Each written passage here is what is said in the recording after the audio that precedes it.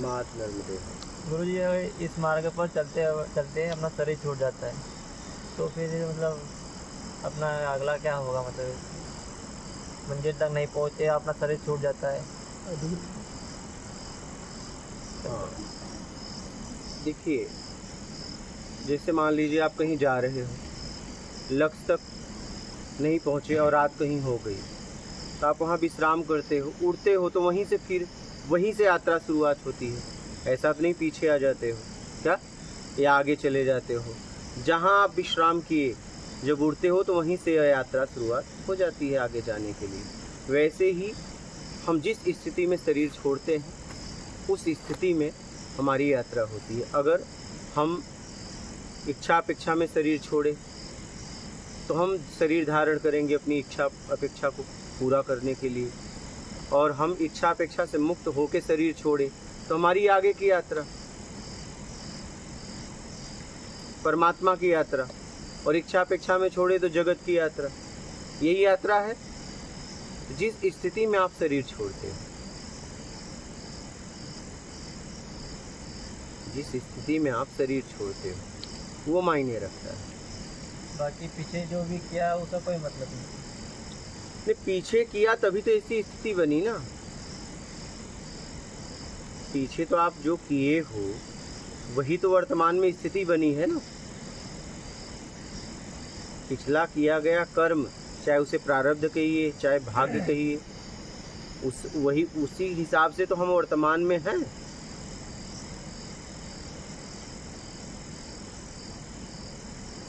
जैसे जा रहे हैं या फिर ऐसे एक्सीडेंट की नौबत आ गई, जैसे कि उसमें अब क्या स्थिति बनती है, भाव क्या आता है एकदम से? मतलब अब वो तो जब स्थिति परिस्थिति आएगा तब होगा ना, तब होगा। बस उस समय का भाव मायने नहीं रखता है। ऐसा भाव मायने नहीं रखता है कि जिस भाव में आप शरीर छोड़ दिए, जिस स्थिति में शरीर छोड़े। जैसे आपका सिम कार्ड है मान लीजिए मोबाइल का, वो चाहे आग में जल जाए चाहे तोड़ के फेंक दो, दोनों स्थिति में आप जैसे ही आईडी दिखाओगे जितना बैलेंस उसमें रहेगा मिल जाएगा। आग में जलाए हो तो भी उतना मिलेगा, तोड़े हो तो भी उतना मिलेगा। आप मेरी बात समझ रहे हो? जितना उसमें बैलेंस था वही मिला। तो वैसे ही जिस स्थिति में शरीर छूटेगा, जितना आपका कर्म का परिणाम है वो अगले शरीर में मिलेगा। उसका अजामिल का चरित्र सुनने में आता है, उसका भागवत कथा का सुनने में आता है। वो आखिरी में बोले शरीर छूटता है, नारायण के पुकारता है, तो बोले उसको पूछे तो ये क्या था, हिंसा वगैरह है? उसका कर्म का भोग हो गया होगा, कर्म का भोग हो गया होगा कि कर्म भोग बिना भोगे यहाँ से कोई जा नहीं सकता है। आखिरी समय में अगर भगवान नाम निकल, जैसे अजामिल ने किया, नारायण नाम निकला मुँह से, पुत्र के बहाने निकला जैसे का, तो वैसे ही बताते हैं भगवान के पास आए और हम के पास आए। ठीक है, एक कहानी है, ठीक है, लेकिन हम जहाँ पे वर्तमान में जी रहे हैं उसे समझ के चलना है कि हमारे कर्म का परिणाम हमें मिलने वाला है। इसलिए ऐसा नहीं कि जीवन भर पाप करो आखिरी में नारायण, कुछ नहीं होने वाला है। क्या एक कहानी है और हमारे सामने कुछ है, वो सही भी हो सकता है गलत भी हो सकता है। अब चलिए मैं आपसे पूछ रहा हूँ कि आपके साथ जीवन भर कोई गलत करे और आखिरी समय में नारायण कह दे तो उसे माफ़ कर दोगे? आप बोलो। हाँ, नहीं करोगे ना। ठीक है, एक कहानी है, उस कहानी को ना तो हम गलत कह सकते हैं ना ही सही कह सकते हैं, लेकिन हमारे पास भी बुद्धि है, हमारे पास भी विवेक है, हमारे पास भी समझ है। हमारा जैसा कर्म रहता है वैसा हमें परिणाम मिलता है। हमारे कर्म से ही हमें परिणाम मिलते हैं। हो सकता है उस समय वो नाम लिया और उसने सारे कर्म का भोग भी भोग लिया हो, भोग भी हो गया, भोग भी खत्म हो गया हो, ये भी तो हो सकता है। हमें सात्विक तरीके से जीना है और हमें परोपकार में अपने आप को लगाना है, सेवा में लगाना है। जो मेरे पास है तन धन मन से, ठीक है, धन से तन से ज्ञान से समाज में कुछ कार्य करना है जिस लायक मैं हूँ, और आगे बढ़ना है।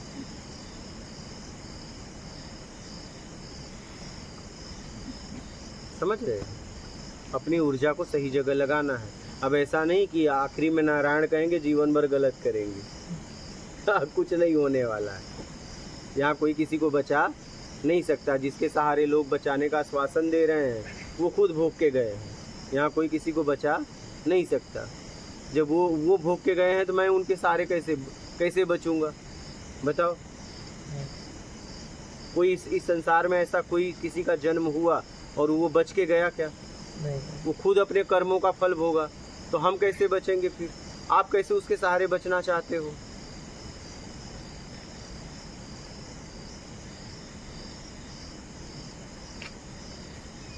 समझ रहे हो?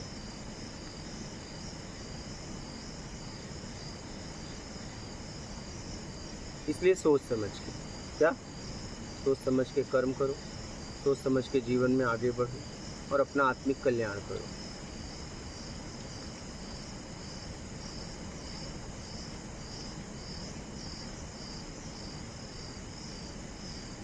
कर्म पे ध्यान दो, क्या आपके द्वारा हो रहा है, उसी का परिणाम आने वाले समय में आपको मिलेगा।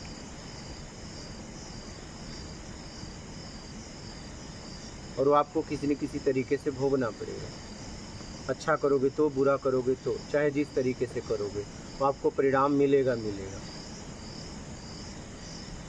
गुरुजी किसी के फायदे के लिए जैसे कुछ थोड़ा बहुत बुरा या गलत या कम अपन झूठ कभी बोल भी देते हैं तो उसका परिणाम फिर तो मिलेगा ना। फायदे के लिए, किसी के फायदे के लिए किसी का फायदा, किसी का नुकसान भी तो हो रहा होगा। हाँ लेकिन नहीं ऐसा जो किसी का नुकसान भी ना हो वो काम करे और किसी का किसी को फायदा हो उस चीज़ से। लेकिन वो झूठ बोल के ही हो सकता है। हाँ झूठ बोलते हैं। कौन सा? हाँ, सच बोल के भी तो हो सकता है। जरूर उसके लिए झूठ ही बोले। और गुरु ऐसी परिस्थिति आ जाए जहाँ झूठ बोलना पड़े वहाँ? देखो परिस्थिति, जैसे मान लीजिए एक जानवर जा रहा है, कोई उसे मारने के लिए ढूंढ रहा है और पूछा कि इधर तुमने देखा, बोल दो नहीं देखा। अगर उस समय सच भी बोलोगे तो आपने एक जानवर को पिटवा दिया। हाँ वो तो जानवर है। हाँ या एक जानवर जा रहा है, कोई उसे काटने के लिए जा रहा है और आपने देख लिया, उसने आपसे पूछा कि जानवर देखा क्या, आपको पता है काटने के लिए इसे जा रहा है, तो बोल दो मैंने नहीं देखा, कम से कम उसे बचा तो लिया। हाँ तो यही स्थिति परिस्थिति पे निर्भर है।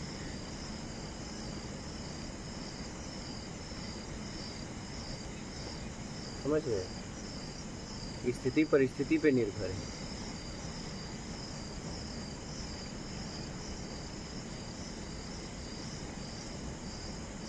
इसलिए सोच समझ के देश काल स्थिति परिस्थिति में निर्णय लो, सोच समझ के।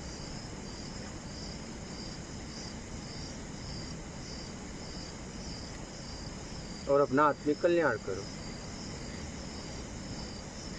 तो ये सात्विक ऊर्जा को जगाने के लिए जैसे नाम जैसे छूटने में सहायता हमको मिली, जैसे थोड़े बहुत चीज़। हाँ तो और जैसे राग द्वेष हो गया और ये बहुत सी चीज़ें से छूटने की मोहतासी हो गई। तो इसको जैसे कि इस ऊर्जा को बढ़ाने के लिए जैसे और कर सकते मूल हैं। सत्कर्म, हाँ जरूरतमंदों की सेवा, उससे बहुत तेजी से बढ़ता है। जरूरतमंदों की सेवा। नहीं तो जैसे उसी से मतलब सत्कर्म करने की जैसे भावना तेज हो जाती है, जैसे हम जैसे कर रहे हैं ना जैसे सात्विक, हाँ, उससे भाव तेज होता है, उससे सत्कर्म करने का सत्कर्म। जो भी बताया जैसे आपने, तो उससे ये सब करने का मन तेज होता है जैसे, तो वो करते चले जाए तो ठीक रहेगा। वो जल्दी सहायता मिलेगी ना, भाव जैसे निर्विकार उससे- होने। हाँ भाव वाले छूटने का जैसे कर देते हैं। कर्म करते रहो, सत्कर्म करते रहो, वो छुड़ाता रहेगा। अब पता चला कि प्यास लगी और पानी ही नहीं पिए तो प्यास कैसे बुझेगी? क्या? तो कर्म भी करते रहो, सत्कर्म करते रहो, वो निर्विकार होने में सहायता आपको देता रहेगा। लेकिन करते रहो और आगे बढ़ते रहो, ठीक है?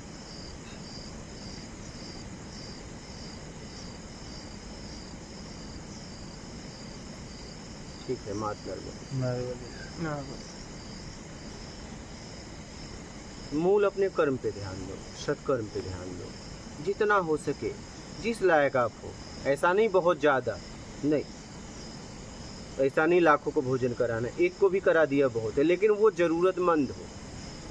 एक आदमी लाखों को खिला रहा है और सब सक्षम हैं और पेट भरने वाले हैं, और एक आदमी उसको खिला रहा है जो सक्षम नहीं है, भूखा था, लाखों से ज़्यादा लाभ इसे मिलेगा। जिसने लाख को खिलाया उससे ज़्यादा लाभ इसे मिलेगा, क्योंकि इसके रोम रोम से उसके लिए आशीर्वाद निकलेगा। तो ज़रूरत देखो, इसे ज़रूरत, समझ गए? ज़रूरत देखो, इसे ज़रूरत, आवश्यकता देखो, भूख देखो, तन देखो, कपड़ा, बीमारी देखो, जिस लायक आप हो, जहाँ जैसा कर सकते हो। लेकिन असहाय के, निर्धन की, गरीब की, जो सक्षम है उनकी नहीं, कोई मतलब नहीं। उनके सामने तो कई लोग खड़े हैं, आप खड़े हो तो कौन सी बड़ी बात है। और वहाँ कोई कामना ना हो, ऐसा नहीं कोई कामना लेके, कोई कामना ना हो। और जिस लायक हो, जिस लायक हो, जैसे भी हो, वो लेके खड़े हो, न बहुत ज़्यादा ना कम।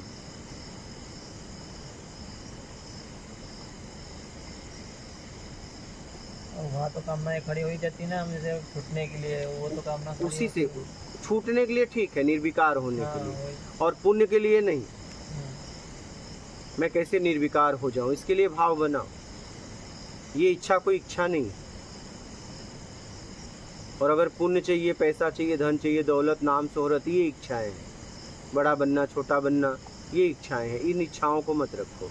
निर्विकार हो जाऊं मैं कैसे, परम स्थिति को उपलब्ध हो जाऊं, कैसे मैं इस जगत से मुक्त हो जाऊं, राग द्वेष मोह आसक्ति इच्छा अपेक्षा मेरा कर्ता के भाव से कैसे छूट जाऊं, ये भाव रखो। ये भाव कोई इच्छा नहीं, क्योंकि मैंने इसे धारण किया है, अब मैं छोड़ना चाहता हूँ।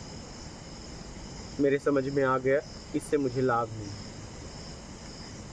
कैसे मैं इससे अपने आप को निकाल, तो अपने आप को निकाल।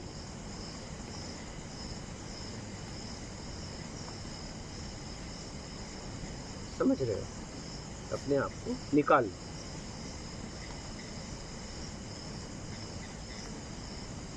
और उसके लिए काम करो, मेहनत करो, तब कुछ करो। ठीक है, ठीक, माफ करो। नर्मदे।